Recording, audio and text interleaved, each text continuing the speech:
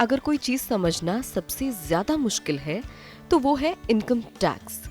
ये शब्द है जाने माने वैज्ञानिक एल्बर्ट आइंस्टाइन के। यही वजह है कि लोग टैक्स बचाने के लिए पूरे साल माथापच्ची करते हैं। कई लोग साल के आखिर में टैक्स बचाने निकलते हैं। आखिरी वक्त की इस भागदौड़ में उचित टैक्स सेविंग प्रोडक्ट चुनने की संभावना घट जाती है।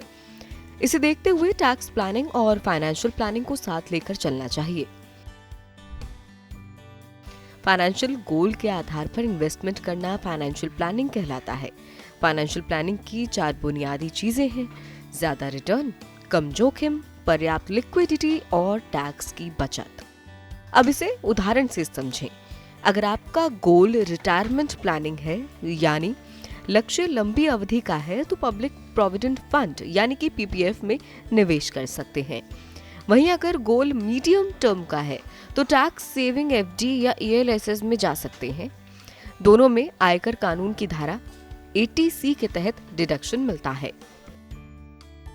निमित कंसल्टेंसी के फाउंडर और सीए नितेश बुद्धदेव बताते हैं कि टैक्स सेविंग फाइनेंशियल प्लानिंग का ही एक हिस्सा है। साल के आखिर में एक साथ पैसा निवेश करने से आप टैक्स भले ही बचा लें, लेकिन निवेश पर पूरा रिटर्न नहीं मिल पाता है।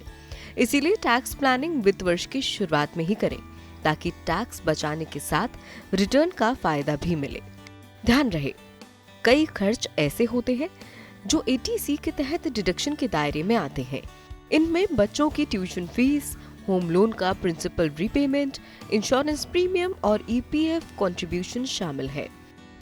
अगर इन्हें मिलाकर 80C की 1.5 लाख की लिमिट पूरी नहीं होती है, तभी दूसरे टैक्स सेविंग प्रोडक्ट में निवेश करना चाहिए। निवेश के लिहाज से परिवार की वित्तीय सुरक्षा सर्वोपरि है। अगर आपका परिवार आपकी कमाई से चलता है तो सबसे पहले टर्म इंश्योरेंस खरीदें।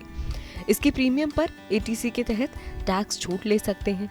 इसके बाद हेल्थ इंश्योरेंस लें, जिस पर सेक्शन 80D के तहत डिडक्शन मिलता है। नंबर 1, सबसे पहले आता है पीपीएफ। ये रिस्क फ्री और टैक्स फ्री रिटर्न देता है। फिलहाल इसमें 7.1% का ब्याज है। एक साल में अधिकतम 1.5 लाख रुपए तक निवेश किया जा सकता है।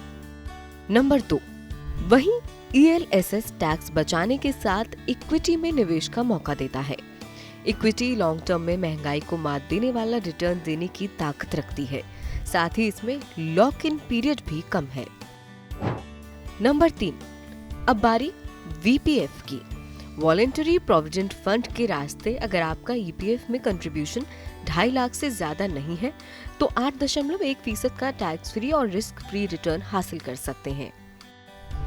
नंबर 4, वहीं नेशनल पेंशन सिस्टम यानी एनपीएस रिटायरमेंट प्लानिंग के लिए अच्छा विकल्प है।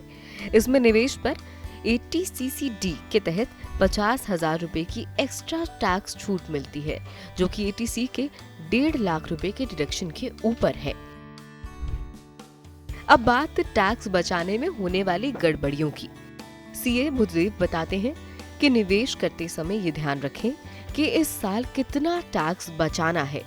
आखिरी वक्त में टैक्स बचाने की जल्दबाजी में कई लोग इंश्योरेंस खरीद लेते हैं। ऐसे में होता ये है कि भले ही अगले साल इस इन्वेस्टमेंट की जरूरत ना हो, लेकिन फिर भी इसका प्रीमियम भरना होगा। ऐसे में इंश्योरेंस कम इन्वेस्टमेंट प्लान में सोच समझकर निवेश करें।